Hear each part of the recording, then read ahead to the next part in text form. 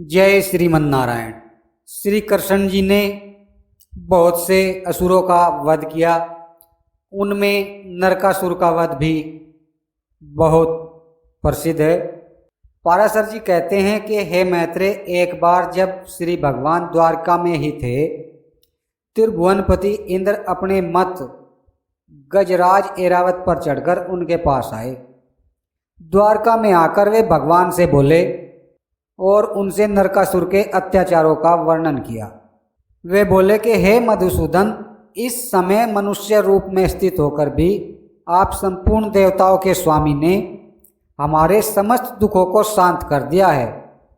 जो अरिष्ट, धेनुक और केसी आदि असुर हमेशा तपस्वियों को कलेशित करते रहते थे, उन सबको आपने मार डाला। कंस, कुवलयापीड़ और बालघातिनी पूतना तथा और भी जो संसार के उपद्रव रूप थे, उन सबको आपने नष्ट कर दिया। आपके बाहुदंड की सत्ता से त्रिलोकी के सुरक्षित हो जाने के कारण याजकों के दिए हुए यज्ञ भागों को प्राप्त कर देवगण तृप्त हो रहे हैं। हे जनार्दन, इस समय जिस निमित्त से मैं आपके पास उपस्थित हुआ हूँ, उसे सुनकर आप उसके प्रतिकार का प्रयत्न करें। हे शत्रुदमन, यह पृथ्वी का पुत्र नरकासुर प्राज्ञ ज्योतिषपुर का स्वामी है। इस समय यह संपूर्ण जीवों को घात कर रहा है। हे जनार्दन, उसने देवता, सिद्ध, असुर और राजा आदि को की कन्याओं को बलात् लाकर अपने अंतःपुर में बंद कर रखा है। इस दैत्य ने वरुण का जल बरसाने वाला छत्र और मंदराचल का मणि पर्वत नामक शिखर भी हर लिया है।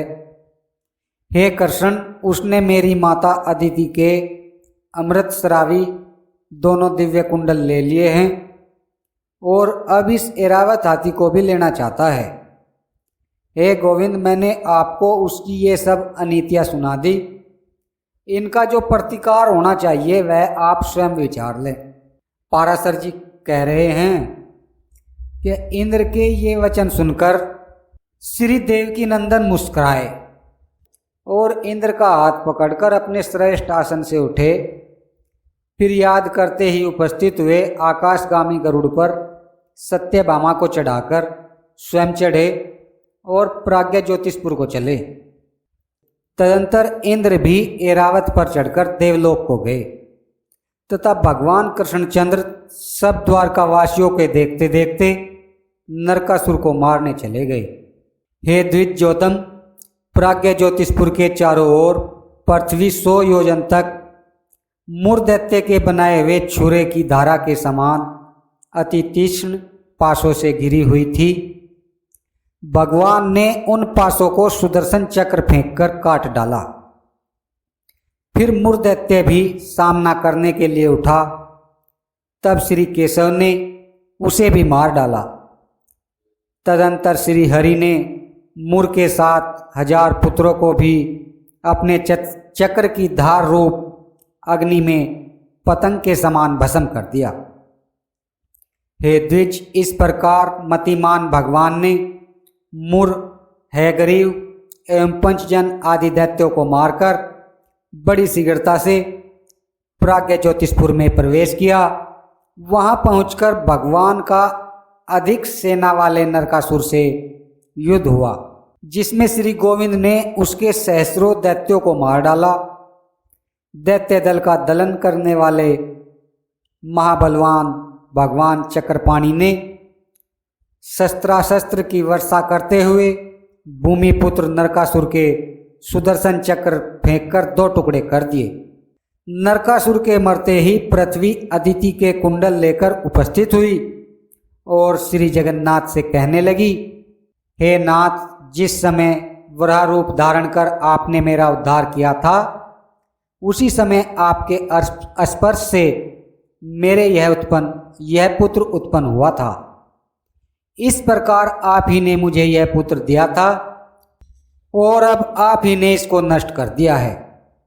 आप ये कुंडल लीजिए और अब इसकी संतान की रक्षा कीजिए। हे प्रभु, मेरे ऊपर प्रसन्न होकर ही आप मेरा भार उतारने के लिए अपने अंश से इस लोक में अवतीर्ण हुए हैं। हे अच्युत, इस जगत के आप ही कर्ता, आप ही विकर्ता, पोषक और आप ही हर्ता संहारक है। आप ही इसकी उत्पत्ति और लय के स्थान हैं तथा आप ही जगत रूप है। फिर हम आपकी स्तुति किस प्रकार करें? हे भगवान, जबकि व्याप्ति, व्याप्य, क्रिया, कर्ता और कार्य रूप आप ही है, तब सबके आत्म स्वरूप आपकी किस प्रकार स्तुति की जा सकती है? हे नाथ, जब आप ही परमात्मा, आप ही भूतात्मा और आप ही अवय जीवात्मा है, तब किस वस्तु को लेकर आपकी स्तुति हो सकती है? हे सर्वभूतात्मन, आप प्रसन्न होइए और इस नरकासुर के संपूर्ण अपराध अक्षमा कीजिए। निश्चय ही आपने अपने पुत्र को निर्दोष करने के लिए ही स्वयं मारा है। पाराशर जी कहते हैं कि हे मुनि श्रेष्ठ, तदंतर भगवान भूत वामन ने पृथ्वी से कहा, तुम्हारी इच्छा पूर्ण हो, और फिर नरकासुर के महल से नाना प्रकार के रत्न लिए। हे महामुने, अतुल विक्रम श्री भगवान ने नरकासुर के कन्यांतपुर में जाकर 16,100 कन्याएं देखी तथा 4 दांत वाले 6,000 गज श्रेष्ठ और 21 लाख काम्बोज देशीय अश्व देखे। उन कन्याओं, हाथियों और घोड़ों को श्री कृष्णचंद्र ने नरकासुर के सेवकों द्वारा तुरंत ही द्वारकापुरी पहुंचा दिया। तदंतर भगवान ने वरुण का छत्र और मणि पर्वत देखा।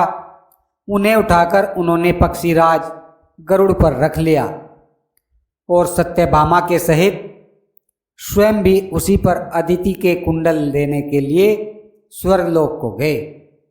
इस प्रकार श्री विष्णु पुराण के 5वें अंश में 29वां अध्याय समाप्त। बोलो जय श्रीमन्नारायण।